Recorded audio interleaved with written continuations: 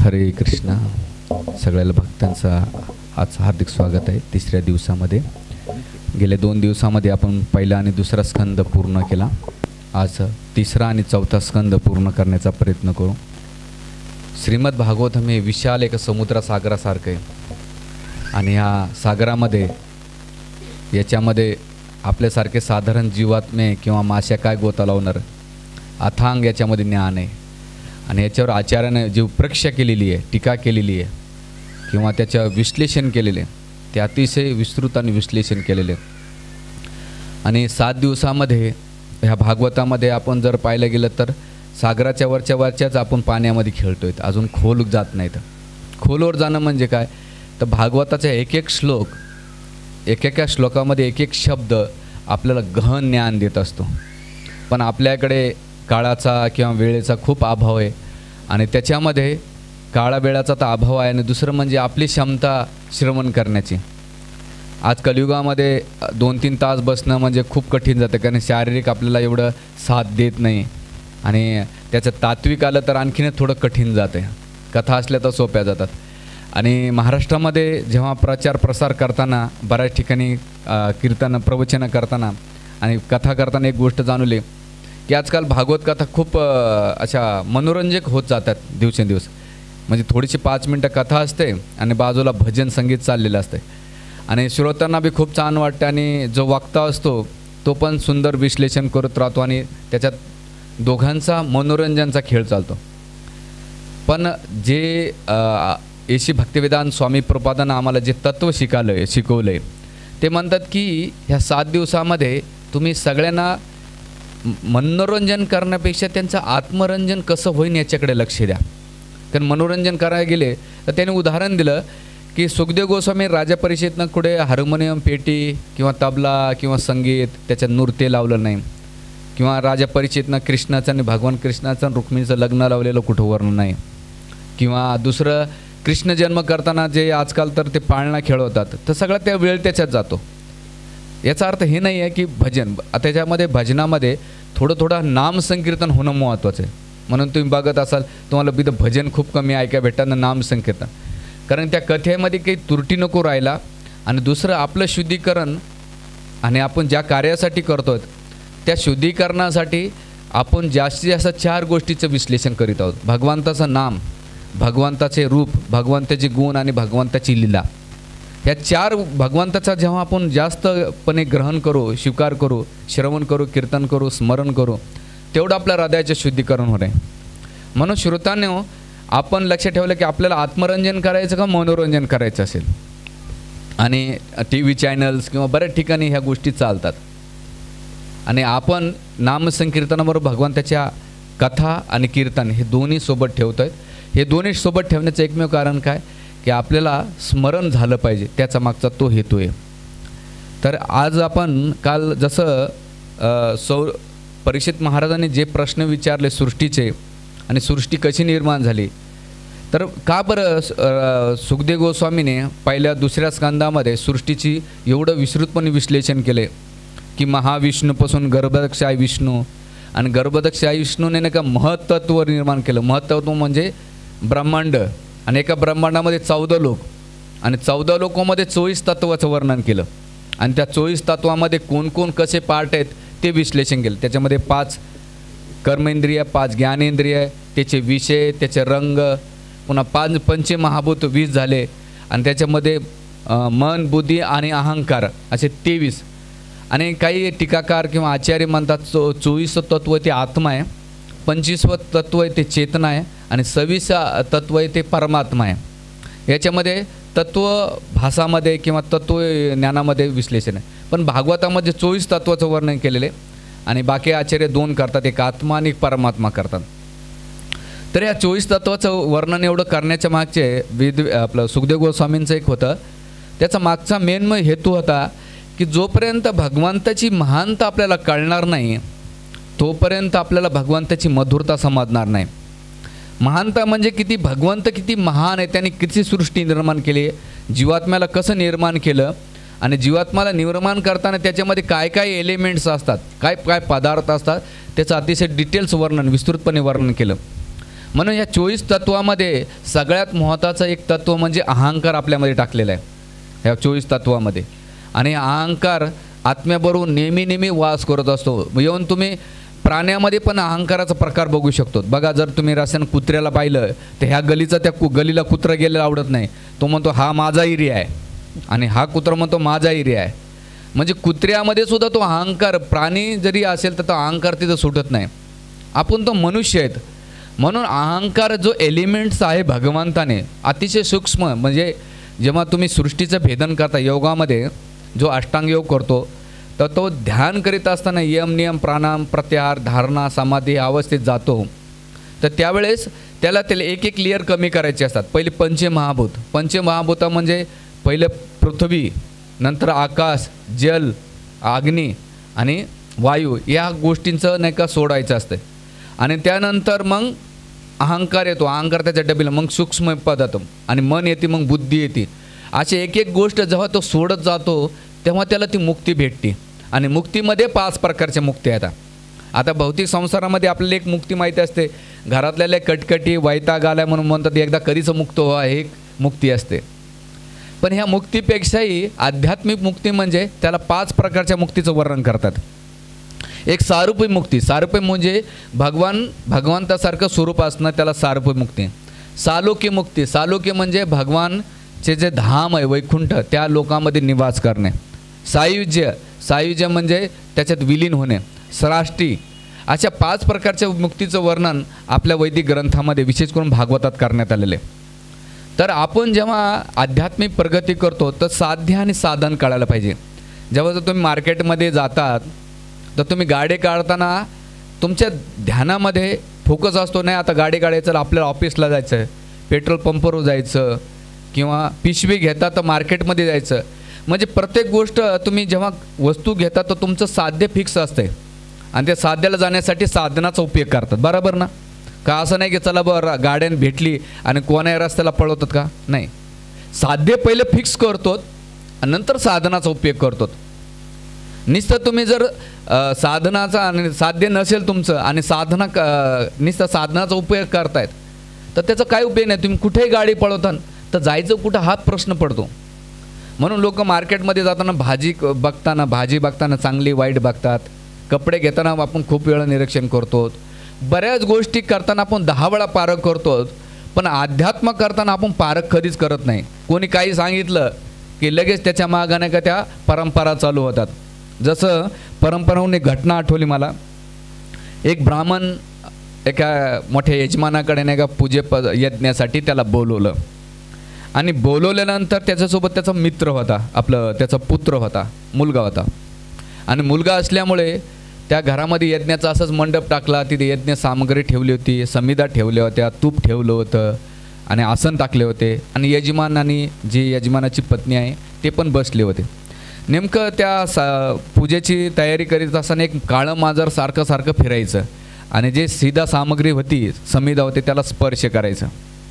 आणि स्पर्श करीत असताना ब्राह्मण वैतागला. करायचं तर काय करायचं. ते यजमानाला म्हटले की महाशय तुम्ही पहिले उठा आणि ह्या घराच्या डाव्या बाजूला काय करा, काळी मांजर घ्या, एक मोठं घमिलं घ्या, एक वरवंटा आणा आणि काय करा, यज्ञाच्या डाव्या बाजूला ती काळी मांजर त्या घमिल्याच्या खाली टोपल्याखाली ठेवा आणि त्याच्या वरवंटा ठेवा. असंच मी एकदा गंगापूर रोडला प्रवचन करीत असताना चांगला वेलविजेकडं क्राऊड होता. त्यानं विचारलं की वरवंटा माहीत आहे का तुम्हाला? एकूण एकल पागले. म्हणलं आता ह्या वरवंट्याला कसं वरवंटा सांगायचा? हां, कठीण प्रसंग आहे. वरवंटा म्हणजे तुम्हाला माहिती आहे ना, पाटा वरवंटा आजकाल तर वेगळा आहे. तर त्या ब्राह्मणाने काय सांगितलं आणि त्या यजमानानं तसं केलं.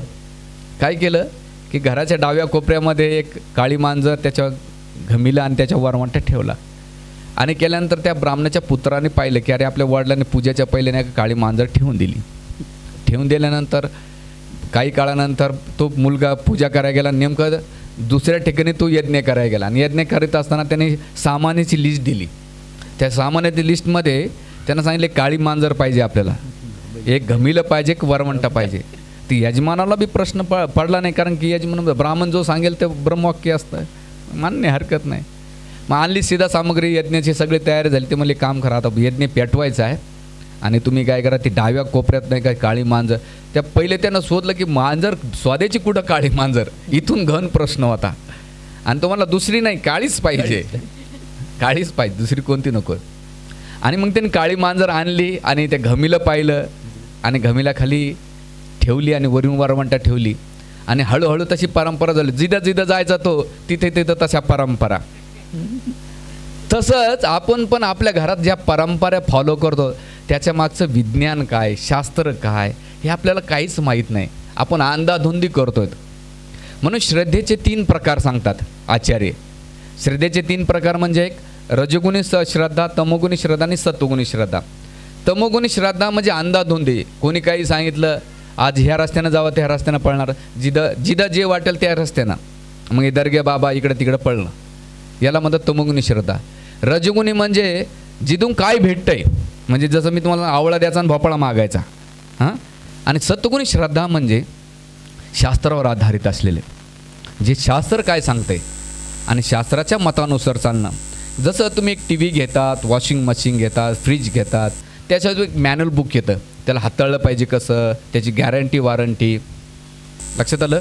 तर त्याच प्रकारे जेव्हा एखादी वस्तू येते त्याचं मॅन्युअल कार्ड सोबत, त्याच प्रकारे आपण मनुष्य जीवन धारण करतो. धारण केल्याबरोबर आपल्यासोबत भगवंतानं आपल्या जन्माच्या पहिले आपल्याकडे वैदिक ग्रंथ दिलेले आहेत की मनुष्याने जीवन जे वर्ण आश्रम आहे ते कसं जगला पाहिजे, जीवनामध्ये कशा प्रसंग आलं तर कसं सामोरं गेलं पाहिजे, काय विधी केल्या पाहिजे, काय नाही केलं पाहिजे, याचं अतिशय विश्लेषण केलेलं आहे. पण आपले भारतीय लोकांचं दुर्दैव आहे, स्वतःला आपण जे हिंदू मानणारे लोक आहोत, आपल्याला वैदिक ग्रंथ आपण वाचत नाहीत आणि वाचलं तर कळत नाही आणि कळालं तर ते प्रॅक्टिस कसं करायचं हे माहीत नाही.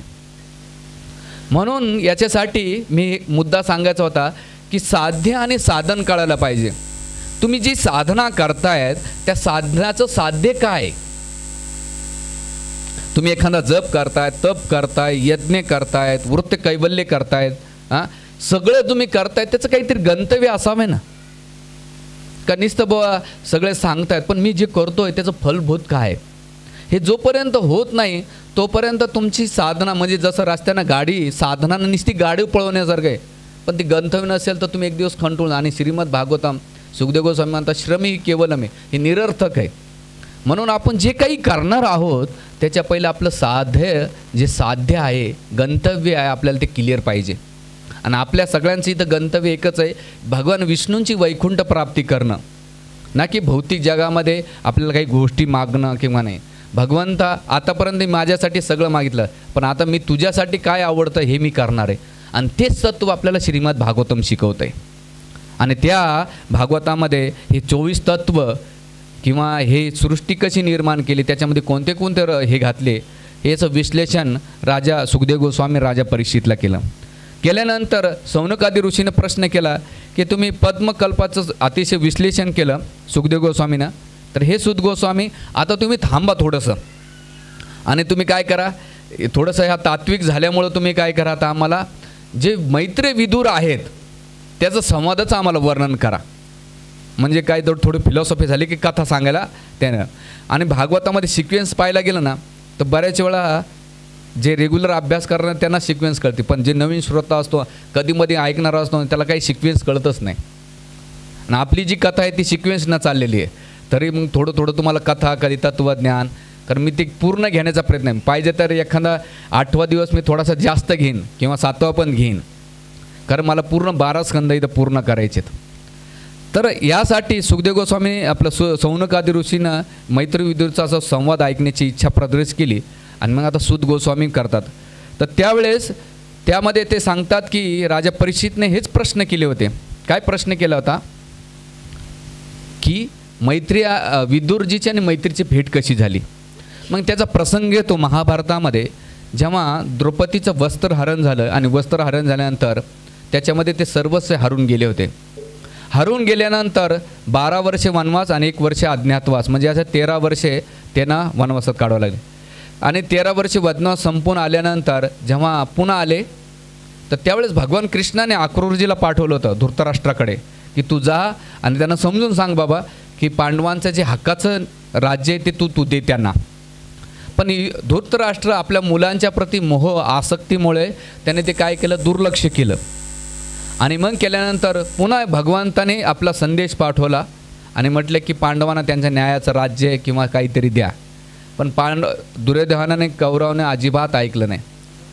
त्यावेळेस त्या सभेमध्ये अतिशय विचलित अवस्था असताना विदुरजींना बोलवतात आणि म्हणतात, विदुरजी की चांगलं काय वाईट काय, तू माझा चांगला मित्र आहेस आणि मित्रापेक्षा माझा सल्लागार आहात आणि तुम्ही नीती जाणतात, काय केलं पाहिजे काय नाही केलं पाहिजे ते तुम्ही मला सांगा. तर तुम्ही मला त्या नीतीनुसार काहीतरी वर्णन करा. तर असं वर्णन करताना नेहमी धृतराष्ट्र विदुरजींचा सल्ला घ्यायचा, विदुरजींचा नेहमी सल्ला घ्यायचा, पण त्याला जे वाटेल तेच तो करायचा. आणि ऐकत असताना एक दिवस ते म्हटले की तुझ्या कुळाचा नाश करण्यासाठी तुझा पुत्र मोह आसक्त असल्यामुळे तो तुझ्या कुळास कारणीभूत होणार आहे, म्हणून तू पहिले काय गोष्ट कर. मी जेव्हा तो जन्माला होता तेव्हाच त्यागायला सांगितलं, पण आता कुळाचा नाश थांबवायचा असेल तर तू पहिले काय कर, दुर्योधनाचा त्याग कर. आणि दुर्योधनाचा त्याग कर आणि तू नाही कर हे कुळ वाचवशील. आणि ते अतिशय त्यांना नीतिशास्त्राने एक गोष्ट सांगत होते की परिवार सांभाळायचा असेल, समजा एका घराला जर सांभाळायचं असेल आणि त्या घरामध्ये एखादा व्यक्ती वाईट असेल तर त्या व्यक्तीचा त्याग केला पाहिजे. एका गावाचं रक्षण करायचं असेल तर काही गावातल्या लोकांचा त्याग केला पाहिजे. एका राज्याला समजायचं असेल तर एका जिल्ह्याला जे तुम्हाला वाईट आहे ते एक एक गोष्टी सोडायला सांगितलेल्या आहेत. तसंच म्हणलं की 100 लोकांना वाचवायचं असेल तर एका व्यक्तीला तुला त्यागावं लागेल, तर तुझ्या परिवाराचा फायदा होईल. आणि अशा बऱ्याच प्रकारे अतिशय विश्लेषण केलं. विश्लेषण केल्यानंतर त्यावेळेस शकुनी, कर्ण आणि दुर्योधन सोबतच होते. आणि म्हटले तिथे हे दासी पुत्रा कोण, विदुरजी त्यांचे कोण होते, काका होते. आणि त्याची आजी कोण होती, दासी होती. पण तो कोण्या शब्दानं असाला की ज्याचं मीठ खाल्लं त्याच्यावर तू काय करतो, उलट करतोस. आमचंच अन्न खाऊन आम्हाला तू हे ज्ञान शिकवतोय आणि आमचं अन्न खाऊन तू पांडवांची बाजू घेतोय. दासी पुत्राला आता काय करा, हाकलून द्या आणि याला निर्वस्त्र काढून द्या, याचे काही ठेवू नका. याला पाहिजे तर मृत्यूदंड द्यायला पाहिजे, पण हे काका असल्यामुळे मी याचा वध करू शकत नाही, म्हणून पहिली गोष्ट काय करा, याला हाकलून द्या, हुसकून द्या. तर त्यावेळेस जेव्हा त्याचा अपमान झाला, कोणाचा, विदुरांचा अपमान झाला, त्यावेळेस ते म्हटले की हे सर्व भगवंताची बहिरंग शक्तीमुळे घडत आहे. आणि ते दोघी अंतःकरणाने काय केलं, त्याने त्याग केला. अपमान झाल्याबरोबर भगवंताची भक्ती सुरुवात होते. म्हणून ध्यानात ठेवा, मोठमोठे जेवढे भगवंताचे भक्त आहेत त्यांच्या जीवनात अपमान झाला, अपमानामुळे भक्तीकडे गेले. याचं उदाहरण काय, तर विदुरजींचा अपमान झाला आणि भगवंताच्या भक्तीकडे गेले. दुसरं, ध्रुवाचा अपमान झाला, कोण सुरुचिकून झाला, तेव्हा ते भक्तीकडे गेले. तर त्यावेळेस आपल्या जीवनात कोणती वाईट गोष्ट होते त्यावेळेस तुम्ही तिला सकारात्मक कशा रूपाने घेतात हे खूप महत्वाचं आहे. आपल्याला अपमान पचवत नाही. आपला अपमान किंवा एखादा शब्द 10-10 वर्ष लक्षात राहतो आपल्या, की हा असा म्हटला तो, तर भले त्याने 100 वेळा आपल्यासाठी चांगलं केलं असेल, पण एक वाईट शब्द, एक वाईट वाक्य आपल्याला खूप वर्ष त्याच्या मनात राहतो आणि अपमान आपल्याला पचत नाही. तर जीवनामध्ये आपण अन्न पचवतो ना, तसंच आपण अपमान पचवायला शिकला पाहिजे. अपमानामुळे आपल्या जीवनात खूप काहीतरी चेत नाही ते. तर त्यासाठी इथे आचार्य वर्ग वर्णन करतात की तिथे त्यावेळेस त्यांनी काय केले, स्वयं धनुर्धारी निधनम माया समजलं, भगवंताची बहिरंग समजली आणि त्याग केल्यानंतर तीर्थयात्रेला गेले आणि भगवंताला धन्यवाद म्हटले की भगवंता मी संसारामध्ये आसक्त होतो, राज्यामध्ये आसक्तो आणि मला वाटत आहे की सगळं कौरवांचं राज्य माझ्यामुळे चालतंय, मी सांगतो म्हणून चालतोय. नाही भगवंता धन्यवाद, मी ज्या गोष्टीमध्ये आसक्त झालो होतो त्यासाठी तू ही जी घटना घडून आणलीस त्याच्याबद्दल ते धन्यवाद म्हणून लागले. आणि धन्यवाद म्हणून गेल्यानंतर ते विविध तीर्थस्थानांना भेटी देऊ लागले. जसं दक्षिण भारतामध्ये वेगवेगळ्या ठिकाणी गेल्या, उत्तर भारत सगळ्या गेल्यानंतर शहरी पाहिले, खेडे पाहिले आणि काही साधूच्या ठिकाणी त्यांनी आदर्श वागणूक, साधूंसोबत संग केला, त्यांच्या मुखातून कथा ऐकल्या भगवंताबद्दल. ते पहिले द्वारकेला जाऊ शकले असते, पण द्वारकेला का गेले नाही ते, त्याचं कारण आचार्य लिहितात की विदुरजीला वाटलं की मी कौरवांच्या सभेमध्ये किंवा कौरवांच्या संघामध्ये राहिल्यामुळे माझ्याकडे दूषित वातावरण झाले, माझी मलिन, माझी चेतना, माझी काया, माझं सगळं काही दूषित झालेले, म्हणून भगवंताची भक्ती करण्यासाठी मी तेवढा पात्र किंवा दर्शन घेण्यासाठी लायक नाही. अशा वेळेस मला जर शुद्धीकरण करायचं असेल, भगवत भक्तीचं भगवंताचं दर्शन घ्यायचं असेल, तर पहिलं मला तीर्थयात्राचं दर्शन करावं लागेल. म्हणून ते तीर्थयात्रेला गेले आणि करता करता ते प्रवासादरम्यान प्रभा क्षेत्रामध्ये गेले. आणि जेव्हा प्रभा क्षेत्रामध्ये गेल्यानंतर तिथे महाभारत युद्धामध्ये काय झालं त्याची वार्तांका त्यांना ऐकाय भेटलं. वार्ता ऐकाय भेटल्यानंतर तिथे त्यांनी बाकीच्या तीर्थस्थान आहेत, नद्या त्यांना भेटल्यानंतर भगवंत च्या अर्चविग्रहाची हे केलं आणि यमुना तटी ते उद्धवांची भेट घेतात यमुनाच्या काठी. आणि उद्धवाला भेटल्यानंतर ते म्हणतात, हे उद्धवा, भगवान कृष्णाने काय काय लीला केल्या, कशा कशा लीला केल्या, कारण तुम्ही साक्षात भगवंतासोबत भगवंताचे सल्लागार होते आणि तुम्ही कोण आहे, बृहस्पतीचे पुत्र आहात, आपलं बृहस्पतीचे कोण आहेत, शिष्य आहात. त्यामुळे तुम्ही भगवंताचे काय करा, मला लीला सांगा आणि काय काय त्यांनी कार्यकलाप केला, त्यांचे कर्म कसे आहेत, त्यांची लीला कशा आहेत, त्यांच्या गुणाचं, त्यांच्या नामाचं, त्यांच्या रूपाचं काय करा, वर्णन करा. आणि असे प्रश्न केल्यानंतर त्यांना विदुरजींचे जेव्हा हे प्रश्न ऐकले तर उद्धवाने त्यांनी काय केलं, त्यांना आलिंगन करतात. आपलं विदुरजी आलिंगन करतात. का बरं आलिंगन करतात विदुरजी उद्धवाचं? कारण उद्धव भगवंताच्या सोबत राहिला, भगवंताचा तो हे करायचा, आलिंगन करायचा. आणि त्यांना विदुरजीला वाटायचं, जर मी उद्धवाचं आलिंगन केलं तर मला साक्षात भगवान कृष्णाचं आलिंगन भेटल्यासारखं होईल. आणि आलिंगन केल्यानंतर त्यावेळेस उद्धवजी जे काही भगवंताने लीला केलेल्या आहेत, कशा बाललीला केल्या ना, त्या लीला कशा विडंबन करणार आहेत, की मी साधारण मनुष्य आहे पण माझ्याकडून सल्ला घ्यायचे, रासयज्ञ करायचा होता, तेवढं भगवान कृष्ण जातात म्हणतात की उद्धव मला सांग आता मी काय केलं पाहिजे. आणि मग उद्धवजी सांगतात की तुम्ही भीमसेनचा वध, आपल्याचा जरासंधाचा वध करा.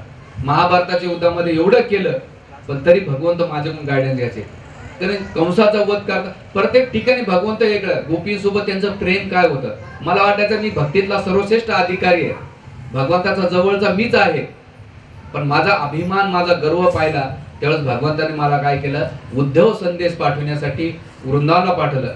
आणि जेव्हा मी वृंदावनमध्ये ब्रजवासींचं प्रेम पाहिलं, ज्या गोपींचं प्रेम पाहिलं की गोपीने कसं भगवंताला सर्व अर्पण केलेले, त्यावेळेस माझा जो अभिमान होता, अहंकार होता, गर्व होता, तो काय झाला, हळूहळू सगळं निघून गेलेले. मला वाटलं की मी गोपींच्या चरण कमलाची जी धूळ आहे त्याच्या पण लायकीचा नाही. म्हणून भगवंताला एकच प्रार्थना करतो की भगवंता, गुल्मलता नावाचा जो विली आहे वृंदावनमध्ये, ती भगवंताला खूप प्रिय आहे. त्या विलीचं मला रूप द्या की येणे केणे भगवंत त्या गुल्मलताच्या जवळ येऊन मला संग देतील वृंदावनमध्ये. आणि मला तिथले रजकण बनवा. कशासाठी रजकण बनवा, की भगवंत जेव्हा आपल्या अनवनी पायाने वृंदावनमध्ये फिरतील तर त्यांच्या चरण कमलाची धूळ माझ्या मस्तकावर मला धारण करता येईल, असं त्यांची इच्छा होती. आणि त्यांनी भगवंताच्या वेगळ्या लीलाचं अतिशय स्मरण केलं. त्यामध्ये ते भगवंत कसे स्वधामात निघून गेले आणि निघून गेल्यानंतर त्यावेळेस ते सगळ्यात म्हणजे कम नशिबी किंवा दुर्दैवी म्हटलं तर ते यदुवंशाला दोष द्यायला आले. कारण यदुवंशी हे भगवंताला सहसोप समजायचे. जसं आपण एखाद्या व्यक्ती जवळ जास्त जवळ राहिलोत ना, त्याचे आपण गुण दोष पाहतो. म्हणून शास्त्र 3 गोष्टीपासून नेहमी अलर्ट करतंय. शास्त्र सांगताय या 3 गोष्टीच्या जास्त जवळ पण जायचं नाही, लांब पण नाही राहायचं. एक म्हणजे अग्नी. अग्नीच्या जास्त जवळ जाताना ते अग्नी तुमचं पोषण करते, थंडीच्या दिवसात तुम्हाला गरमी देते, अन्न शिजवण्यासाठी मदत करते, पण तीच अग्नी जास्त जवळ तर तुम्हाला जळून भस्मसात करते. दुसरं आरचे विग्रह, मूर्ती. मूर्तीच्या जास्त जवळ जा, मूर्तींची सेवा केली पाहिजे, पण जाऊन जास्त म्हणतात ही दगडाची मूर्ती आहे, तिची सेवा करून तुम्ही आध्यात्मिक प्रगती करू शकतात, पण तिच्या प्रती जर तुम्ही सहज भावने घेतली तर त्या अपराधाच्या प्रती तुमचं पतन होऊ शकते. आणि तिसरी गोष्ट सांगतात गुरुचे. गुरुच्या सानिध्यात राहिलं पाहिजे, पण गुरुच्या सानिध्यात राहिलं तर त्याच्यासोबत जास्त राहतात तर त्याच्यामधले दोष पाहतात. अरे तो पण खातो, मी पण खातो, तो पण झोपतो, मी पण झोपतो, त्याचे कपडे वेगळे आहेत, माझे कपडे वेगळे आहेत. जसं दोष पाहतात तसं तुमच्या भक्तीचं पतन होते. म्हणून अलर्ट 3 गुरुवर्ग. गुरुच्या जास्त, गुरुची कोणती सेवा केली पाहिजे, एक वाणी आणि एक वपू. गुरुने जे सांगितले ते पालन केलं म्हणजे ती गुरु सेवा असते. आणि ह्यासाठी इथे यदू भगवंताच्या सोबत नाही का काय झालं, सहज भगवंताला घेऊ लागले, न कम नशिबी. आणि दुसरं ते म्हणतात की भगवंताचं सौंदर्य एवढं मोहक होतं की भगवंताला वाटतं की दिवसभर माझ्या डोळ्याने पिऊन टाकावं एवढं सौंदर्य बनवतं. आणि या जगामध्ये भगवंताचं सौंदर्य कोणी पाहतोय तर त्यावेळेस दुसरं सौंदर्य पाहण्याची कोणाला इच्छा होत नाही. आपलं सौंदर्य आहेच काय, जर बाहेरून लेअर पाहिलं तर खूप चांगलं आहे, पण आतमध्ये जर मल मूत्र रक्त वीर्य सगळं भरलेलं आहे, पण दुर्गंध येतोय बॉडीतून. पॅकेज खूप चांगलं आहे पण आंतरिक खूप हे. पण भगवंताच्या शब्दाचा अर्थ, कृष्ण या शब्दाचा अर्थ सगळ्यांना आकर्षित करणारा आहे. तर त्यासाठी ते म्हणतात की भगवंताचं सर्व आकर्षण आणि त्या स्मरण करू लागले. आणि त्यानंतर ते म्हणतात की भगवंताची असीम कृपा आहे की त्याने ज्या लीला केल्या त्या गोंधळात टाकणार आहेत. म्हणून मोठमोठी योगी तपस्वी ध्यानी जो याच्यामध्ये आहेत त्या भगवंताची लीला समजू शकत नाही. म्हणून ते भगवंताच्या दोन्ही लीला केल्यानंतर ते निराश झाले. आणि निराश झाल्यानंतर विदुरजीला सांगितलं की विदुरजी, ज्याप्रमाणे की भगवान कृष्णाबद्दल मी काय सांगू, सूर्य अस्त झाल्यानंतर अंधकार पसरतो, तसं माझ्या जीवनात भगवंत निघून गेल्यानंतर अंधकार झालेला आहे.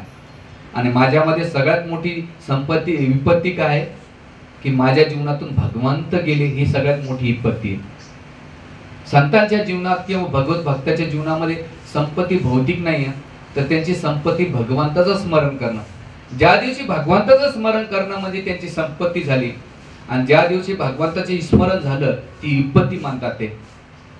म्हणून आपल्या जीवनामध्ये भौतिक विपत्ती काढायची असेल तर भगवान कृष्णाची संपत्ती किंवा भगवत भक्तीची संपत्ती आपण जमा केली पाहिजे. त्यामुळे भौतिक जगाची विपत्ती आपल्याला कोणताही प्रभाव करू शकत नाही. आणि अध्यात्म असं आहे ना की जर तुम्ही भक्ती वरचीवर करत असाल तर जसं सागराच्या लाटामध्ये मासा असतो, त्याला लाटाचा इफेक्ट होणारच आहे, त्याला प्रभावित करणार आहे. तो त्याच्याशिवाय जगू द्या, तुम्ही म्हणता नाही बाहेर काढेल तर मरून जाईल, त्याचं जीवन त्याच्यामध्येच आहे. पण त्या लाट्याच्या इफेक्ट पासून वाचायचं असेल तर त्या माशाने काय केलं पाहिजे, डीप मध्ये गेलं पाहिजे. जेवढं तो खोलवर जाईल तर वरच्या लाट्या त्याला कधीच इफेक्ट करणार नाही. त्याच प्रकारे मनुष्याने जीवनामध्ये अध्यात्म वरचीवर केलं तर जीवनातल्या छोट्या छोट्या समस्या, छोटे छोटे प्रॉब्लेम्स तुम्हाला इफेक्ट करू शकतात. तुम्ही संसारातून पळून नाही करू शकत, कारण तुमच्या मागे जिम्मेदार आहेत, ड्युटी आहे, मुलांचं, पत्नीचं, परिवाराचं सगळं आहे, ते तुम्हाला करायचं असतं. पण तेव्हा जेव्हा तुम्ही अध्यात्माच्या खोल साधनेमध्ये जातात, अध्यात्माचं खोल साधना करता, तर जगातल्या कोणत्याही गोष्टी, प्रॉब्लेम, सुख दुःख त्या कोणत्याही जरी आल्या तर तो प्रभावित नाही करू शकत. म्हणून साधकाने, माऊलीनं, माता पितांनो, तुम्हाला एकच विनंती करेन की साधनेच्या खोलवर जा, म्हणजे जगाचा कोणताही तुम्हाला प्रभाव पडणार नाही. मी आता काही दिवसापूर्वी इथून नाशिकहून फ्लाईटनं जात होतो अहमदाबादला, आणि 2-3 वेळा गेल्यानंतर एक अनुभव चांगला आला की मी नेमकं विंडोची सीट घेतली होती. तर जेव्हा आपण खाली असतो तर आपल्याला बिल्डिंग खूप मोठे मोठे वाटतात, पण जसं टेकअप करते फ्लाईट 5 मिनिटांनंतर काही 2,500, 1,500, 2,000, 3,000 फूटवर जाते, त्यावेळेस त्या बिल्डिंग कशा वाटतात, छोटे छोटे छोटे वाटत जातात. त्यावेळेस एक गोष्ट जाणवली मला की त्याच प्रकारे आपण भौतिक संसारात राहू तर आपल्याला छोटे प्रॉब्लेम त्या बिल्डिंग सारखे मोठे मोठे मोठे वाटेल. बापरे, एवढे प्रॉब्लेम, एवढ्या समस्या आहेत, कधी संपतील, हे दुःख कधी जाईल, हे संकट समस्या कधी जाते, आपण ते टेन्शन घेतो. पण आध्यात्मिकची जी चेतना जर विकसित करता तुम्ही हळूहळू हळूहळू, आणि तुम्ही एका प्लॅटफॉर्मवर आल्यानंतर तुमचे प्रॉब्लेम्स आहे ना तुम्हाला एकदम छोटे छोटे वाटत जाते. म्हणून त्यासाठी तुम्ही परिस्थितीला बदलू शकत नाही, पण मनस्थितीला बदलण्याचा मार्ग अध्यात्म आहे. आणि तेच आपल्याला इथं भगवंत म्हणतात की आस्त निघून गेलेला आहे आणि म्हणून माझ्या जीवनात मला दुःख वाटते. का दुःख वाटते की भगवंत नाही. आणि मग ते म्हणतात की हे विदुरजी, की जाताना भगवंताने विशेष करून तुमची आठवण केली. बरं, अख्ख्या भागवताच्या प्रसंगामध्ये जर पाहायला गेला तर भगवंत गोपींसोबत जास्त प्रेम वाटलेले, गोप साका होते, त्यांचे सगळे सवंगड्यांचं नाव न घेता केवळ विदुरजीचं नाव घेतलं भगवंताने. आणि जेव्हा विदुरजी ऐकतात की भगवंताने जाता जाता माझं स्मरण केले आणि माझ्यासाठी संदेश वाढला, तेव्हा त्यांना डोळ्यातून अश्रू आले, ते हुदके रडू लागले की मी किती कम नशिबी आहे, मी तीर्थयात्रा केलं पण मला भगवंतानं आठवण केली. आणि ते भावविवर झाले आणि उद्धव पण भावविवर झाले. त्यावेळेस ते म्हणतात की हे उद्धवजी, तुम्ही भगवंताची आणखीन लीला मला सांगा, ज्ञान सांगा, मी कसं या दुःखातून बाहेर येऊ शकेल. त्यावेळेस ते जर शिष्टाचार पाहिला तर उद्धवजी वयानं लहान होते आणि विदुरजी मोठी होते. ते म्हटले की मी ज्ञान नाही देऊ शकत, मला भगवंताने विशेष करून भद्रिका आश्रममध्ये जायला सांगितलं आणि तिथे जे नरनारायण ऋषी आहेत त्यांच्या सानिध्य करून तू तिथं काय कर, जे ऋषी मुनी भद्रिका आश्रम आहेत त्यांना हे माझा संदेश, माझं ज्ञान तू त्यांना दे. हे येईन 10व्या स्कंदात, मी घेईन जास्त डिटेल्समध्ये. आणि इथे जे ज्ञान राहिलं तर भगवंत म्हणतात तुला जर ज्ञान घ्यायचं असेल हे विदुरजी, तर मैत्री मुनी आहेत आणि मैत्री मुनीकडे जा आणि मैत्री मुनी तुला हे ज्ञान देतील. आणि मग भगवान कृष्ण आपलं विदुरजी पुढचं प्रबोधन करून प्रवासात जातात आणि केल्यानंतर तिथे मैत्री मुनींचा संबंध भेट होतो. कुठे? यमुनेच्या काठी, गंगेच्या आपलं यमुनेच्या काठी. आणि भेटल्यानंतर तिथे त्यांचा खूप अतिशय आदर सत्कार होतो आणि विदुरजी त्यांचं स्वागत सत्कार करतात आपलं मैत्री मुनींचं. आणि केल्यानंतर त्याचं डिटेल्स इथं याच्यामध्ये विदुरजी गंगेच्या काठी भेटतात, सॉरी यमुनेच्या नाही, गंगेच्या काठी भेटतात, मैत्री मुनी भेटतात. आणि मैत्री मुनी, कारण शेवटी भगवंताला जाताना 2 व्यक्ती भेटले, एक मैत्री मुनी आणि एक उद्धवजी. आणि भेटल्यानंतर मैत्री मुनीला भेटतात आणि मग मैत्री आणि विदुरजीचा संवाद चालतो आणि संवादामध्ये ते त्यांचा जे शिष्टाचार असतो तो पालन करतात. आणि पहिला प्रश्न विचारतात की हे मैत्री मुनी, की तुम्ही मला भगवान कृष्णाच्या कथेचे विशेष रुची आहे ते सांगा. आणि मैत्रीद्वारे या जगाची सृष्टी कशी निर्माण केली, भगवंत कोण आहे, त्यांचे तत्व काय, त्यांचा रस काय, आणि संबंधाचं वर्णन तुम्ही करा. आणि मग पहिला प्रश्न विचारतात विदुरजी, त्याच्याकडे जिज्ञासा करतात की ह्या जगामध्ये वास्तविक आनंद प्राप्तीसाठी एखाद्याने कशा प्रकारे जीवन यापन करावं याबद्दल मार्गदर्शन करा. वास्तविक आनंद पाहिजे असेल, सुख पाहिजे असेल, पाहिजे सगळ्याला सुख, हा पाहिजे ना सगळ्याला सुख. म्हणून सुख विकत घेता येत नाही आणि दुःख विकता येत नाही, ध्यानात ठेवा. काय? सुख विकत घेता येत नाही आणि दुःख विकता येत नाही. म्हणून सुख जर पाहिजे असेल तर मैत्री म्हणत कसं करत, तर ते म्हणतात सुखाय कर्माने करोती लोके न तवय सुखम वा वातम तो दूरम पपारम. की ते नम्रतेने आणि दयाने प्रश्न करतात की सुख एकच आहे, त्याचं वर्णन ते करतात. हा पहिला प्रश्न विचारतात. दुसरा प्रश्न विचारतात, काय प्रश्न विचारतात की महान परोपकारी आत्मे जे पतित आत्म्यावर दया करण्याच्या उद्देशाने भ्रमण करीत असतात, अशा लोकांसाठी तुम्ही काय उपदेश करणार. चौथा प्रश्न विचारतात की भगवंताच्या दिव्य आध्यात्मिक स्वरूपाबद्दल मला मार्गदर्शन करा, की त्यांचं स्वरूप काय, त्यांचं गुण काय, याचं मला विश्लेषण करा. त्यानंतर ते म्हणतात की पुढे भगवंताचे विविध पुरुष अवतार, भगवंताची विविध रूपे, लीला अवतार, विविध ग्रहावर जगण्याची जाण्याची किंवा जगण्याची परिस्थिती काय, विविध जीव कसे निर्माण होतात, असे प्रश्न विचार. आणि शेवटी म्हणतात की मला राजकीय विषय काही नको, बरं सामाजिक आणि राजकीय विषय अजिबात नको मला कथेमध्ये. तुम्ही काय करा, केवळ कृष्ण शक्ती किंवा कृष्ण कथा करा, ज्यामुळे माझं शुद्धीकरण होईल. भौतिक संसारामध्ये तर मी पडलेलो आहे आणि मला संसाराच्या कथा ऐकायची अजिबात इच्छा नाही. म्हणून या 7 दिवसामध्ये मी संसाराचे कोणतेही उदाहरण घेणार नाही आणि थोडेसे नावाला स्पर्श करेल ते एकाच उदाहरण देण्यासाठी. तर ते म्हणतात की कृष्ण कथेची शक्ती सांगा. आणि सांगितल्यानंतर ते असे 11 प्रश्न करतात. 11 केल्यानंतर आणखी प्रश्न विचारतात, भरपूर प्रश्न विचारल्यानंतर ते म्हणतात की हे मैत्री मुनी म्हणतात की विदुरजी तुम्ही जगत कल्याणासाठी प्रश्न विचारला आणि तुमचा जन्म विदुरजीच्या वेदव्यासांच्या वीर्यातून झालेला आहे. आणि दुसरं तुम्ही मांडव ऋषींच्या शापामुळे तुम्हाला विदुरजी पद भेटले. याची कथा आहे ते ग्रंथांमध्ये. एकदा मांडव ऋषी तपस्या करीत बसले होते आणि तपस्या करीत बसलेत असताना त्यावेळेस काही चोर नाही का चोरी करून त्यांच्या आश्रमामध्ये लपून बसले. त्यांनी धन लपून ठेवलं आणि धन लपून ठेवल्यानंतर आश्रमच्या बाहेर काही चोर पळून गेले. तर राजाचे जे सैनिक होते ते पळत पळत आले. त्यांनी पाहिलं, साधूला विचारलं की बाबा इथे काही चोर आले का, चोर लपून बसले का. तर हे जे मांडव ऋषी होते त्यांनी काही उत्तर नाही दिले, ध्यान अवस्थेत होते. आणि नेमकं चोर पळून गेला, चोरी करून ते काही धन ठेवलं ते नेमकं आश्रम मध्ये सापडलं. तर राजाच्या सैनिकाने काय केलं, मांडव ऋषीला पकडून नेलं आणि पकडून नेल्यानंतर त्यानं काय केलं, एका सुळावर चढवलं. बाकीच्या चोरांना तर सुळावर चढवलं, पण मांडव ऋषींना पण काय केलं, सुळावर चढवलं. जसं सुळावर चढवल्यानंतर त्याच्या योग शक्तीनं त्या सुळावर त्यांना काही फरक झाला नाही. आणि ही बातमी कोणाला कळते, त्या राजाला कळते. राजाला जशी बातमी कळते की अरे माझ्या सैनिकाने ह्या ऋषी मुनींच्या प्रती खूप मोठा अपराध केलाय, पाप केले, जाऊन ते क्षमा याचना करतात की आता तुम्ही मला माफ करा, माझ्याकडून चूक झाली. जे सेवक जर चुकला त्याचा दंड कोणाला भेटते, मालकाला, स्वामीला भेटतोय, म्हणून मला माफ करा. ते म्हटलं तुझा दोष नाहीये, मला ज्याने सुळावर चढवलं होतं ना ते यमराजाकडे जातो मी आणि ते डायरेक्ट कुठे गेले, यम लोक नरक लोकात गेले. म्हटले की मला सुळा चढवण्याचं कारण काय, मला एवढा तो भयंकर दंड का दिला, त्याचं कारण काय.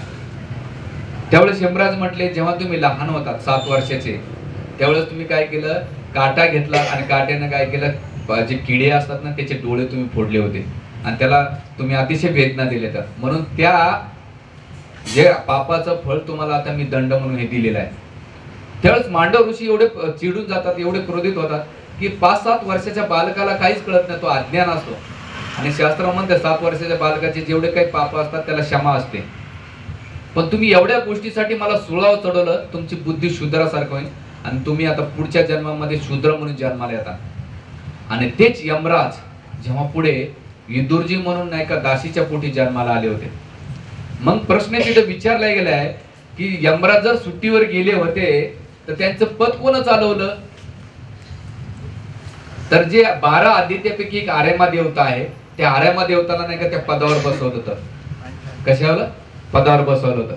आणि मग ते 12 जे काही विदुरजी होते भूतलावर तोपर्यंत त्यांनी आर्यमा देवता म्हणून आपण जेव्हा पितृपक्ष करतो, पिंडदान करतो, तर त्या काळामध्ये आर्यमाची पूजा केली जाते. तर ह्या वेळेस मांडव मुनीच्या शापामुळे विदुर झाले आणि त्यांनी म्हटले की आतापर्यंत मैत्री मुनी म्हटले की हे विदुरजी, भगवंताने तुम्ही तुमच्यासाठी माझ्याकडे काही सूचना ठेवलेल्या आहेत आणि त्या सूचना मी आता तुम्हाला सांगणार आहे. आणि मग हळूहळू पहिला जो प्रश्न विचारला होता की भगवंताने सृष्टी करण्याचं कारण काय, त्याचा सर्ग काय, त्याचं उत्तर देतात की मैत्री मुनी म्हणतात की सगळे जे 24 तत्व आहेत किंवा सृष्टीचं भौतिक महत्त्व आहे, त्या महत्त्वाचं नाही का जसं कलर केला जातो, मेन किती कलर असतात आपल्या याच्यामध्ये, कलर मध्ये 2 ते 3 कलर असतात. पण त्या 3 कलरचे किती कलर होतात, भरपूर होतात. तसंच 3 गुणाद्वारे, रजगुण, सत्वगुण, तमगुणाद्वारे या सृष्टी बनते आणि प्रत्येक त्या 3 गुणाचा मिक्स होण्याद्वारे काय करते, सर्ग आणि विसर्ग सृष्टी मानल्या जाते. जर 3 कलर काय केलं तर मिक्स केल्यानंतर वेगळे कलर होतात. त्याच प्रकारे या सृष्टीमध्ये 3 गुण, सत्वगुण, रजगुण आणि तमगुणामुळे ही सृष्टी होती. आणि मग ह्या सृष्टीला भगवंत काय करतात, दृष्टीनं, म्हणजे जसं कासव काय करतो, समुद्रामध्ये जेव्हा त्याला अंडे द्यायचे असेल तर तो समुद्राच्या बाहेर येतो आणि समुद्राच्या काठामध्ये रेतीमध्ये खड्डा करून ते अंडे त्याच्यात ठेवतो आणि समुद्रामध्ये जाऊन मेडिटेशन करतो. त्याच प्रकारे भगवंत काय करतात, त्या सृष्टीमध्ये सृष्टी करतात, पण त्याच्यामध्ये बेजारोपण करायचं असेल किंवा सृष्टीत उत्पत्ती करायचं असेल तर आपल्या दृष्टीनं, नजर सृष्टीनं नाही का ती सृष्टी करतात, त्याचं विश्लेषण करा. आणि म्हणून इथं त्या सर्गाची प्रक्रिया ती एका श्लोकामध्ये देऊन टाकतात. आणि मग पुढचा प्रश्न विचारतात की ईश्वरूप म्हणजे काय, त्याचं रूप कसे, त्याने देवदेवता कसे प्रगट केलेले, त्याचं वर्णन कसं आहे ते मला करा. तर त्यावेळेस मैत्री मुनी म्हणतात की विराट रूपाचं म्हणजे भगवंताने 14 लोक, जे मी पहिल्या 2ऱ्या स्कंदामध्ये जे सांगितलं की अतल, वितल, सुतल, तळातळ, रसातळ, या 14 लोकांमध्ये भगवंताने आपलं विराट रूप कसं निर्माण केलं. दुसरं, त्या विराट रूपापासून भगवंताने वेगवेगळे देवता निर्माण केलेले आहेत आणि कसे निर्माण केले. पावसासाठी इंद्रदेव, फायनान्स डिपार्टमेंट लक्ष्मी, म्हणजे लेडीजसाठी 3 महत्त्वाचे डिपार्टमेंट दिलेले, कंप्लेंट येण्याची गरज नाही. एज्युकेशन डिपार्टमेंट कोणाचं आहे, सरस्वतीचं आहे. लक्ष्मीचं म्हणजे फायनान्स डिपार्टमेंट कोणाचं आहे, लक्ष्मी. डिफेन्स मिनिस्टर कोण आहे, दुर्गा देवी आहे. पनिशमेंट करणारा यमराज आहेत. त्याच्यानंतर इरिगेशन डिपार्टमेंट कोण आहेत, वरुण देव आहेत. इरिगेशन म्हणजे जलसिंचन विभाग, वरुण देव. पावसाचे डिपार्टमेंट कोणाकडे, इंद्राकडे. त्याच्यानंतर फायर, अग्नी, त्याचं डिपार्टमेंट कोण आहे, अग्निदेवाकडे. प्रकाश द्यायचा असेल तर सूर्यदेवाकडे. जे वनस्पतीमधला आपण रस घेतो, स्वाद घेतो, तर गीतेमध्ये भगवंत म्हणतात आणि भागवतामध्ये पण म्हणतात, त्या रसामध्ये जो रस भेटतो ते चंद्रदेवाच्या कृपेमुळे रस भेटत असतो. आणि लक्ष्मी, कुबेर, जे याचे आहेत देवतांचे ट्रेजेडी किंवा धन आहे त्याचं कोण आहे, कुबेर आहे. माहिती आहे कुबेर आहे, कुबेरची वर्शिप करतो. आणि त्याचे चीफ कमांडर कोण आहे, चीफ कमांडर त्यांचे कार्तिकी. हे भगवंताने काय केले, देवताची निर्मिती केली आणि त्यांना उपदेवता, आणखीन त्याची उपदेवता. जसं म्हणजे आपल्याकडे जर आपल्या भारत देशाचं मंत्रिमंडळ, त्यांचे काही सचिव असतात, सचिव खाली काही अधिकारी असतात, त्यांचे काही अधिकार असतात. त्याच प्रकारे भगवंताने काय केले, ह्या ईश्वरूपाचे विविध देवताचं प्रागट्य केलं. आणि मग ह्या देवतांना निवास कसा असला पाहिजे, तर वेगवेगळ्या देवताचे वेगवेगळे ग्रह निर्माण केले. आणि त्या सिस्टम मध्ये त्याला जसं आपण पाहिलं सोलर सिस्टम, त्याला सोलर सिस्टम माहिती आहे ना, सगळ्या सोलर सिस्टम त्याची निर्मिती केली. आणि त्या केल्यानंतर त्या वर्णाचे त्या गुणानुसार त्याला ते स्थान देऊन टाकलं. आणि मग भगवंत ह्या सगळ्या विराट रूपाचा विकास कसा झाला त्याचं वर्णन केल्यानंतर ते म्हणतात की मैत्रेय मुनी विदुरजी म्हणतात की तुम्ही तर ठीक आहे एवढं केलं वर्णन, आता तुम्ही ब्रह्माजीचा जन्म कसा झाला आणि भगवंताचं महात्मा आणि ब्रह्माजीचा संबंधाचं वर्णन करा. त्याने आणखी काही सृष्टी निर्माण केली का, महानता आणखी तुम्ही सांगा. मला जेव्हा महानता चांगली कळेल तेव्हा मला मधुरतेमध्ये रस येईल, म्हणून याचं डिटेल्स वर्णन करा. आणि मग मैत्री मुनी नाही का त्यांना म्हणतात का रे हे प्रश्न तुझ्यासाठी नाहीत, हे लोक हितार्थार्थ आहे. जसं तुम्ही पहिले याच्यामध्ये गेला असाल कधी, आपल्या दूरदर्शनची मालिका असायची, ती 3 मालिका असायची. मी 93, 94ला आम्ही दुसऱ्याच्या घरी टीव्ही बघायचो असो लहानपणी. तर 3 मालिकाच्या, आमची माती आमची माणसं, आरोग्यधन संपदा आणि दुसरं बातम्या तर बघायच्या आणि संध्याकाळी मालिका असायच्या काय असायच्या. आता तर भरपूर चॅनल झाले, राक्षसासारखे रावणासारखे चॅनल भरपूर वाढत चाललेले. त्यामुळे सीतादेवी बाहेर गेलेली, भक्तीदेवी बाहेर गेली, रावण घरात बसलेला आहे. आणि आणखीन रावणात आणखीन चेहरे वाढवले, व्हॉट्सअप, इंस्टाग्राम, फेसबुक, पुन्हा त्याच्या आणखीन काय काय रावणानं एवढं वाढवले. आणि आपण रावणाला वा या या या आणखीन या घरात या या या या आमच्या. आणि किती लोक वाईट आहेत बघा ना, चांगले वस्तू मोबाईल मध्ये, वाईट गोष्टी डोक्यामध्ये ठेवत राहतात. कुठं बाहेर गेले की चांगला फोटो काढणार आणि मोबाईल मध्ये, चांगल्या गोष्टी मोबाईल मध्ये, वाईट गोष्टी डोक्यामध्ये. अरे उलट करायला पाहिजे ना, काय केलं पाहिजे माणसानं, चांगल्या डोक्यात गोष्ट, आपण वाईट गोष्ट डोक्यात. विषय बदलत चाललाय मला ऍक्च्युली काय होतं, मी विषय थोडासा डायव्हर्ट होण्याचा प्रयत्न होते, ते खूप बोलण्यासारखे. तर इथे मैत्री मुनी म्हणतात नाही याचं कारण काय, याचं तुम्ही विश्लेषण करा. आणि म्हणून त्यावेळेस मैत्री मुनी मनात आल्यानंतर ब्रह्माजीचं का सृष्टी केली, त्याचं महात्मा काय, त्याचं विश्लेषण करा. आणि मग केल्यानंतर पुढे तिथे ब्रह्माजीचा विकास कसा होतो, तर त्यावेळेस गर्भदक्ष आई विष्णू प्रकट होता. आणि गर्भदक्ष आई विष्णूंच्या याच्यातून ब्रह्माजी जेव्हा उत्पन्न झाले तर एक कमळामध्ये जातात. आणि कमळामध्ये गेल्यानंतर तिथे त्या कमळामध्ये बोलले की माझा जो उगम स्थान आहे तो कुठे दिसत नाही, कुठे असेल तो माझं उगम स्थान. म्हणून ते काय करतात, 100-1000 दिव्य तपस्या करतात ब्रह्माजी आणि भगवंताचं महात्मा जाणतात. पण भगवंताची शक्ती अचिंत्य असल्यामुळे, अभिन्न असल्यामुळे ते भगवंताला शब्द, मन, अहंकार याच्या पलीकडे असल्यामुळे भगवंताला जाणू शकत नाही. हे जाणून नसल्यामुळे ते ब्रह्माजीची उत्पत्तीबद्दल प्रश्न करतात. आणि विदुरजी म्हणतात की ब्रह्माजीच्या बद्दल आणखी त्याच्यात काही प्रश्न विचारतात. काय प्रश्न विचारतात की ईश्वर आणि जीवाबद्दला संबंध सांगा मला. ईश्वर आणि जीवातला संबंध काय, की भगवंत गीतेमध्ये म्हणतात ममोवांशी जीवलोके जीवभूत सनातन मन षष्ठानी इंद्रियानी प्रकृष्ठानी कर्षिती. की अर्जुना जो अंश आहे, आत्मा आहे, तो माझा अंश आहे, माझ्यापासून चित्कन झालेला आहे. म्हणून भगवंत काय म्हणतात, सर्वसे चाहम हृदय सन्निविष्टो मत्त स्मृती ज्ञान अपमोहनंच. मी सगळ्यांच्या हृदयामध्ये परमात्मा स्वरूप आहे. आणि तो परमात्मा म्हणजे काय, तो आत्मा, तो माझा चित्कन असल्यामुळे, तो माझाच अंश असल्यामुळे तो ईश्वर आणि जीवातला संबंध आहे. पण जीवात्मा स्वतःला ईश्वर मानतो म्हणून तो ह्या जगामध्ये दुःख भोगत राहतो. म्हणून हे संबंध सांगतात. आणि दुसरं मैत्री मुनी विदुरजी सांगतात की जीवात्मामध्ये चुकीच्या संकल्पना किंवा चुकीच्या विचारधारेमुळे तो त्या जगामध्ये दुःख भोगत राहतो. पण त्याच्यातून, त्या दुःखातून बाहेर पडायचं असेल त्याला तर भक्ती योगाचं वर्णन तिथे ते विश्लेषण करतात. आणि केल्यानंतर त्या अनुभवातून विदुरजी त्या मैत्री मुनींना नाही का विश्वास करतात की तुम्ही छान प्रश्न विचारले. या प्रश्नामुळे लोकहितासाठी की असे प्रश्न विचारले पाहिजे की जसं ते मी आरोग्य मालिका सांगायचं राहिलो, विसरून गेलो तो. तर आरोग्य धनसंपदा मालिकेमध्ये रोज काय करायचे, एक डॉक्टरला बोलवायचे आणि प्रश्न विचारणं असायचा. डोळ्याचा विचारायचा की डोळ्याला असं झालं तसं झालं, तो प्रश्न. उद्या नाही का कानाचा असायचा, उद्या पुन्हा हार्टचा असायचा, कधी मेंदूचा असायचा. तर लहानपणी काही कळत नव्हतं. मला वाटायचं की या माणसाला एवढे रोग कसे झाले, हा जिवंत कसा आहे. रोज प्रश्न विचारतो, एवढे रोग असून हा जिवंत कसा आहे. पण नंतर कळालं की हा प्रश्न याच्यासाठी विचारत नाही, प्रश्न कोणासाठी विचारतो, ऑडियन्स साठी विचारतो का नाही. त्याच प्रकारे विदुरजीला हे सगळं ज्ञान होतं, कारण त्याची नीती विदुर नीती होती. पण त्याने हे प्रश्न कोणासाठी विचारले, आपल्यासारखे जे बद्ध जीवात्मा आहेत त्या भौतिक संसारामध्ये, की त्यांनी या भौतिक संसाराच्या दुसऱ्या ज्ञानाकडे अज्ञानाकडनं जाता ज्ञानाचं सखोल ज्ञान घ्यावं म्हणून भगवान विदुरजी आपल्या वतीनं प्रश्न विचारतात. अर्जुन पण मोहित नव्हता. अर्जुन मोहित होता का? नाही. पण अर्जुनाने आपल्यासाठी प्रश्न विचारले, कारण की जीवात्म्याच्या मनामध्ये जे काही प्रश्न असतात आणि या जगातून कसा बाहेर पडला पाहिजे म्हणून अर्जुनाने भगवंताला प्रश्न विचारलेले आहेत. त्याच प्रकारे मैत्री मुनीने आपलं विदुरजीने प्रश्न विचारले आणि मग प्रश्न केल्यानंतर ते म्हणतात की कसा राहीन, तर आणखी 4 प्रश्न करतात. ते काय प्रश्न करतात की कशा प्रकारे आत्मा आणि भगवंताच्या भौतिक आणि कार्याचा संपर्क राहतो. दुसरं, भगवंताचे शुद्ध भक्त कशा प्रकारे मायात संलग्न असतात, म्हणजे ते भक्ती करतात पण मायातून कसे मुक्त होतात त्याचं विश्लेषण करा.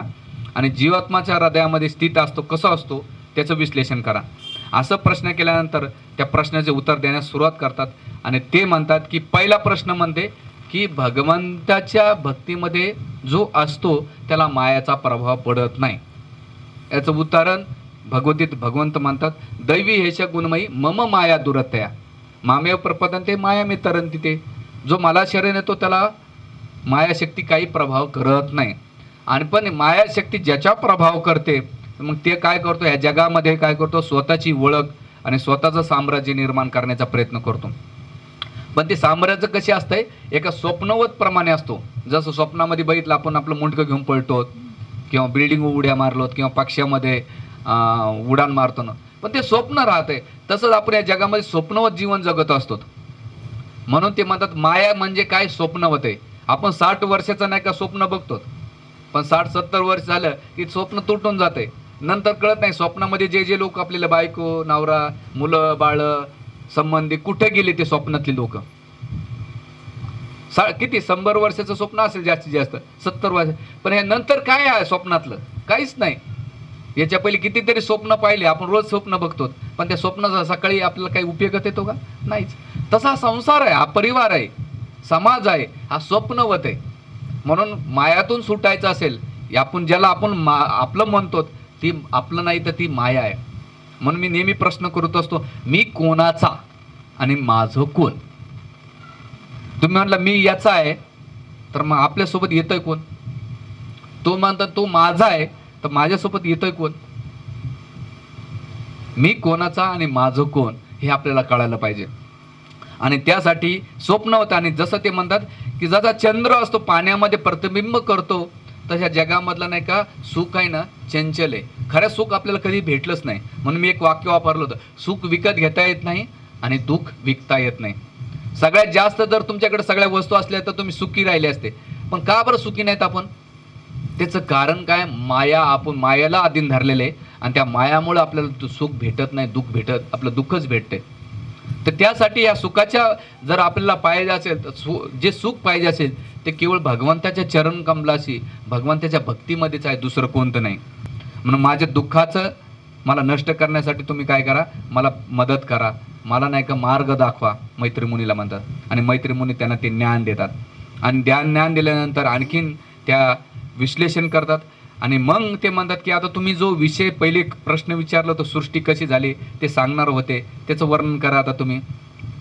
आणि मग त्यावेळेस ते म्हणतात की भगवान विष्णूने कशी गर्भदक्ष आहे. आणि मी ते दुसऱ्या स्कंदामध्ये म्हणजे काही विषय रिपीट होत झालेले आहेत. म्हणजे पहिल्यांदा सूत गोस्वामीने जे सौनकादी ऋषीने प्रश्न केले, सूत गोस्वामीने त्याचं उत्तर दिलं दुसऱ्या. पण त्या सृष्टीचं विश्लेषण करण्याकरता आणखीन डिटेल्समध्ये चाललेले आहेत, खूप डिटेल्समध्ये चाललेले. तर त्याच्यामध्ये जीव आणि ईश्वराच्या संकल्पना आणि मैत्रीमुनींचं काय होतं ते वर्णन केलं. आणि हे भगवंताचे. मग ते म्हणतात की हे ज्ञान कुठून भेटलं मैत्रीमुनी तुम्हाला, विदुरजी करतात. तर ते म्हणतात की हे ज्ञान सर्वप्रथम जे भागवताचं ज्ञान आहे ते संकर्षण भगवंताने चतुर्सकुमाराला दिलं. आणि चतुर्सकुमाराला ते ज्ञान कोणाला दिलं? 2 लोकांना दिलं. एक तर विदुरजी आपलं नारद मुनीला दिलं. आपण गोकर्णोपाख्यान ऐकलं ना त्या दिवशी, ऐकलं ना? तर त्या दिवशी सांख्यायन मुनी होते आणि सांख्यायन मुनींचे 2 शिष्य होते. एक म्हणजे पराशर मुनी आणि दुसरे आहेत बृहस्पती. आणि बृहस्पतीचे जे मित्र शिष्य होते मैत्री मुनी. म्हणून मी जे ज्ञान सांगणार आहे तुम्हाला विदुरजी, हे ज्ञान माझं नाही बरं, ते हे याच्या पहिली माझी परंपरा आहे. आणि त्या म्हणून भगवंत गीतेमध्ये म्हणतात एवं परंपरा प्राप्त इदम राजऋषी विदो स काले न महता योग नष्ट परम तप. ही परंपरा नष्ट झाली. म्हणून आपण जे भक्ती करतो, ज्ञान घेतोय, त्याला परंपरा असणं खूप महत्त्वाचं आहे. म्हणजे गुरुचे आपल्या गुरुचे कोणी गुरु, त्याचे गुरु गुरु, परंपरा, ही परंपरा होती कुठून चालू, ते ज्ञान घेणं महत्त्वाचं. आणि म्हणून तिथे मी जे ज्ञान सांगणार आहे ते परंपरेतून आलेले मैत्री विदुरजी. आणि मग त्यावेळेस ते सांगतात की आता गर्भोदक साई विष्णून जेव्हा महाविष्णूतून ब्रह्मांड निर्माण झाले आणि त्या ब्रह्मांडामध्ये हे भौतिक महत्त्व, त्याच्यामध्ये 24 तत्व आणि त्याची सृष्टीचं मी विश्लेषण केलं आहे. पण आता त्याच्यातून ब्रह्माजीचा जन्म झाल्यानंतर ब्रह्माजी गर्भोदक शाईच्या नाभीतून प्रगट झाले. जसे नाभीतून प्रगट झाले त्यावेळेस एक कमळ आलं आणि कमळ झाल्यानंतर तिथं सूक्ष्म देहाना चतुर्युगामध्ये 4 युगामध्ये त्यानं विश्लेषण केलं. आणि म्हणून भगवंत काय करतात, ब्रह्माजीला जन्म देतात. आणि जसं ब्रह्माजीला दिल्यानंतर ब्रह्माजी बघतात की हे कमळ अतिशय विशाल आहे आणि विशाल असल्यामुळे 4 मुखाने ते बघतात की याची कुठे लांबी रुंदी काही कळेल का, आणि मी जन्म झाला याचं उगमस्थान काय आहे का, ते खूप शोधतायत पण त्याला भेटत नाही. आणि म्हणून ते काय करतात, कमळाच्या नाही का आतमध्ये जातात आणि कमळामध्ये आतमध्ये गेल्यानंतर ते शोधतात की याचं मूळ उगम स्थान कुठं असेल. आणि हजारो वर्ष, लाखो वर्षे ते शोधतात पण त्यांना अजिबात शोध लागत नाही. म्हणून हे सगळे पिक्चर आहेत ना तुम्हाला दिसत असतात, हे भागवताच्या एका श्लोकावर लिहिले. मला एकानं प्रश्न विचारला होता, मी एका गावात कथा करीत होतो असंच, तर करीत असताना त्यांना प्रश्न विचारला, महाराज तुम्ही हे सगळे फोटो दाखवले ते छान आहेत, कसं समजायचं. मी त्याला उदाहरण दिलं, पहिल्या काळामध्ये काही चोरी करून गेलं ना तर पोलीसवाले गावातल्या लोकांना विचारायचे की तुम्ही कोणाला चोराला पाहिलं का, तर लोक म्हणायचे हो मी पाहिलं बा. मग त्या व्यक्तीला पोलीस स्टेशनला घेऊन यायचे आणि पोलीस स्टेशनला घेऊन आल्यानंतर जो स्केच करणारा असायचा त्याला बसवायचे आणि ते म्हणायचे आता तू पोलीस जे चोर पाहिलं त्याचं तू काय कर, रूपाचं तो कसा दिसतो, त्याचे डोळे कसे आहेत, त्याचे भुया कसे आहेत, त्याचे केस कसे आहेत, याचं तुम्ही काय करा, वर्णन करा. आणि जसं जसं तो वर्णन करतो तसं तसं तो काय करतो, स्केच करतो का नाही. आणि सगळे स्केच झाल्यानंतर दाखवतो की अरे हा फोटो जो बघ, तो म्हणतो अरे जो चोर आहे तो सेम टू सेम फोटो आहे, बरोबर सेम टू सेम फोटो आहे. तसंच हे श्लोक जे तुम्हाला पिक्चर दाखवते, मी फोटो दाखवते, हे प्रत्येकाच्या भागवताच्या एका श्लोकानुसार हे पिक्चर बनवलेले आहेत. आणि हे पिक्चर कोणी इंडियन भारतीय लोकांनी बनवलं तर सगळे विदेशी भक्तांनी बनवलेले.